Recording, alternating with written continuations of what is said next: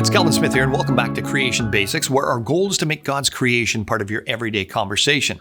Now, today's topic is a brief history of the idea of Ape-men, and this is part 2 of 3 that I'm titling Piltdown Man and More. Now, the most famous hoax, and one that is much bemoaned among the evolutionary community as being overblown, publicly admitted, and felt should be laid to rest by evolutionary detractors such as Answers in Genesis, is of course the famous Piltdown Man. The supposed ape-man skull and jawbone was apparently found in 1912 by a laborer while digging in a gravel pit near the town of Piltdown, England. And it was announced that both pieces came from the same ancient ape-man, which was appropriately named Piltdown Man. And then for 40 years, this supposed proof of human evolution was displayed in museum exhibits and textbooks as proof positive that human beings had descended from ape-like ancestors, with hand-drawn supposed scientific images of what the creature must have looked like being produced. And only after 4 decades was the evidence re-examined, and shocker of shocks, was revealed as a complete fraud.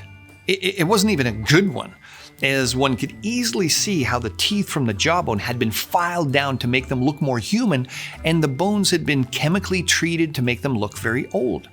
It was simply a combination of an old human skull and modern ape jawbone stuck together. Now, the reason this example is still raised today from anti-evolutionary thinkers is not simply to rub it in that one specific evidence for evolution has been disproven. It's more to point out that the acceptance and promotion of such evidence by professionals for over 40 years can only be attributed to 1. Pathetic scientific acumen displayed by the evolutionary scientists of the day that examined the evidence, or 2. Due to an agenda that made people willing to overlook the obvious fraud in order to accomplish its ideologic goals. Such scientific naivety on behalf of the hundreds of people involved in the production of museum-grade copies of the exhibit, distributed to various museums around the world, as well as the production of numerous textbook diagrams and descriptions based on the evidence, all not detecting the fraud, seems highly suspicious or perhaps negligent at best. Now, moving on. Apparently not willing to have their materialistic brethren across the pond gain the evidential evolutionary advantage, just 5 years later, a Nebraskan rancher found what he thought was a special kind of tooth on his farm. An evolutionary-minded paleontologist friend he gave it to was excited at the prospect this might be from a quote-unquote ape-man. And once again, an artist, along with a healthy helping of evolutionary imagination, was brought to bear in producing a portrait of Nebraska Man as a hairy ape man, along with his ape woman wife, complete with an ape woman bob cut, apparently so to make her look, appear more feminine, but not too feminine. Now, several years later, it was discovered that this tooth of our friendly farmer, what he'd found, was from a type of pig. The whole fiasco had nothing to do with apes or people.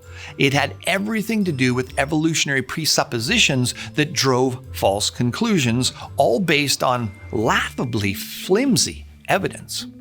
Now, much as how carnivals cycled through the unfortunate ape-men performers of the past, a whole slew of proposed human ancestors have come and gone over the years as a carousel of caveman candidates have been proposed, debunked, reassigned, or removed from the forefront of human evolutionary thought.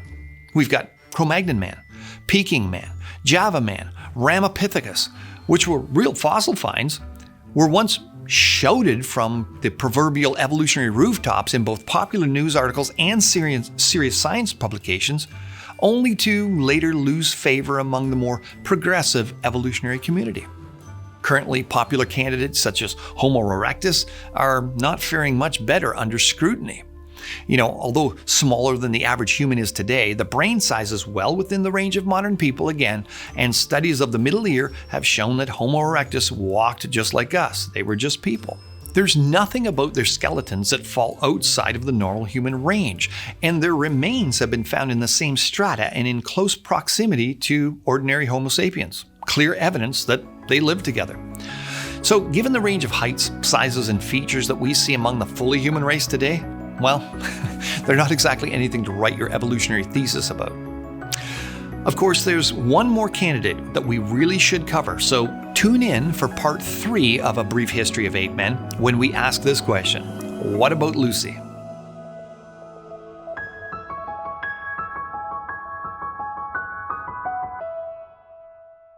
If you're appreciating this content, visit the answersingenesis.ca website for much more.